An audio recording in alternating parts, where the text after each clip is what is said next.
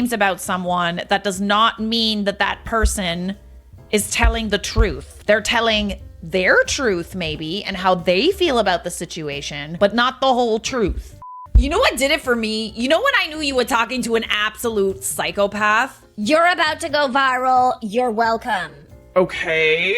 OMG, 13,000 people hate you. Sorry. Better get Friday off and come visit. I'm sorry, are you trying to blackmail this dude into like coming to see you? Because like, he sent you receipts that he like intended to come and see you, girl. Like, he sent you the time off request. I think he genuinely wanted to meet you. He just couldn't. We are allowed to go on the internet and blast whoever we want, okay? It is a free country, free speech. But leaving the names in it, I would say avoid that. Okay. Especially if you throw in stones and you living in a glass house. But I want to see the video that she posted, all right? I couldn't find the original. I think she probably took it down, but here we have this. I met a guy on TikTok after commenting on his band's video. We started talking. Now he's going to come and visit me. Watch what happens. 1 month before he gets here, go Suns. I picked up some shifts so I had money. 2 weeks until he gets here. Start planning fun stuff to do. Took a nap. Getting super pumped and jamming to their songs every day. Start feeling super cute because I'm excited for him to visit. Wait for the reveal. Never mind, he didn't come. She's right to feel excited that a guy is gonna come and visit her. She has a right to be excited about a guy. Like, listen, we've all been there. We've all been there where a guy either ghosts you or bails on you. And maybe that like stinging feeling is what, you know, maybe she really thought that this guy was giving her some sad excuse that wasn't true. But like, damn, dude, don't be throwing stones if you living in a glass house. Thing is with being the person that like strikes first is that you're gonna make people feel really bad for you, right? Like, we've all been here. It's super relatable. We've all been kind of like ditched on a date before, like, fair enough. But she's not sharing the whole story. And she's also tagging, you know, the band and like kind of like making him out to be this like bad guy. She did not tell the whole story. She didn't say that, you know, he did buy the plane ticket. She didn't say that he, you know, couldn't get paid time off or whatever it was. She just said, alluded to the fact that he just ghosted her.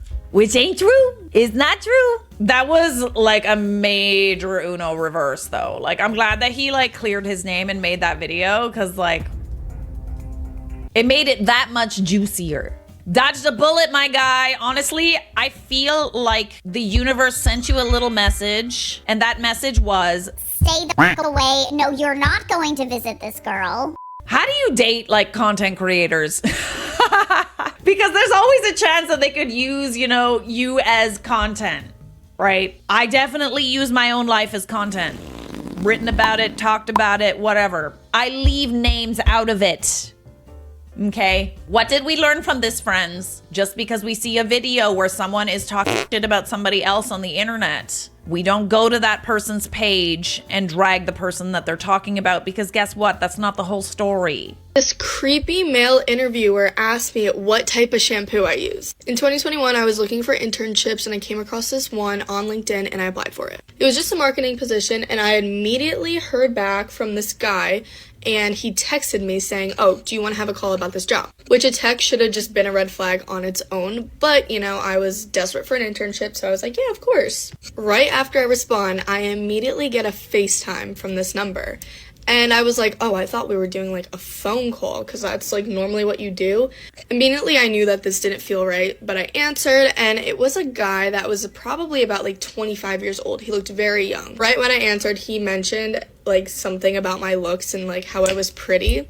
And immediately I got very uncomfortable because like Weird. This guy was supposed to be interviewing me. He probably talked about the job for a good 10 minutes and we sat on FaceTime for an hour. He was obviously flirting with me and I probably should have cut it short, but I didn't really know much about the job world. So I was like, okay, maybe he's just trying to like get to know me, kind of like act young, be cool. On this call, he was asking if I had a boyfriend, if I had any siblings, what my family was like, what my best blackout story was. Like, what? I felt very uncomfortable. And then he sends me a text and he's like, okay, it's between you and another girl. I'll let you know if you get the job by the end of the week. After he called me saying that I got the job, he immediately sent over an NDA and something else to sign. And at that time, I was like very doubtful and very scared because I was like, I don't know what to do. Like, I feel bad because I want the job. And at this point in my life, I was desperate for an internship. I've had applied to so many positions and I literally heard back from none. And finally, when I hear back from one, of course, the guy is freaking weird. I signed it and I accepted the position. So here's where the shampoo comes into play. The day after I signed to work with this man, I just had a feeling that he was gonna call me the next day because he always had a tendency to call me. And like, this internship was starting in a month and he did not need me at this time, you know? I just had a feeling that I was gonna see a missed call on my phone from this dude. His name was Blake. I'm gonna just freaking put his name out there. His name was Blake. And I see missed call from Blake. I was like, I call him back and he answers the phone and he was like, what were you doing that you couldn't pick up my phone call? Little old me was like, oh, sorry, I was taking a shower. What's up? You know, if this man was actually normal, by me saying I was taking a shower should not have even faced him. He goes, oh, you were taking a shower? What type of shampoo do you use? Whoa! And I was like, huh? Like, after all these weird questions that he's been asking me, I just got fed up in that moment. I was like, why do you need to know what shampoo I'm using? And he was like, that was a pretty long shower. How long do you normally shower for? Oh, weird. Bro, oh, excuse weird. me? Oh, it literally was a 10-minute shower, too. Like, what? I was so fed up, and I was like, I don't even care about this internship anymore. I'm texting him, and I'm saying I found another job. I said it in the nicest way possible. Not worth it. Not worth and it. he cursed me out. I'll upload the messages. Hold on. Just pause to read. Hey, Blake, thank you so much for this opportunity, but unfortunately, I will not be able to take the internship with Company name. I have another opportunity that is a better fit for me, you know, like at a place where my boss doesn't cross boundaries and make me uncomfortable and ask about my shower. Yeah. I feel like it would be easy to find a better fit than that, you know? Like, damn. I appreciate the offer and I hope this isn't an inconvenience to you. Thank you. What is the company? Oh, why? So you can go and sabotage? I feel it's very rude to pass someone over like you are doing to me. I'm sorry.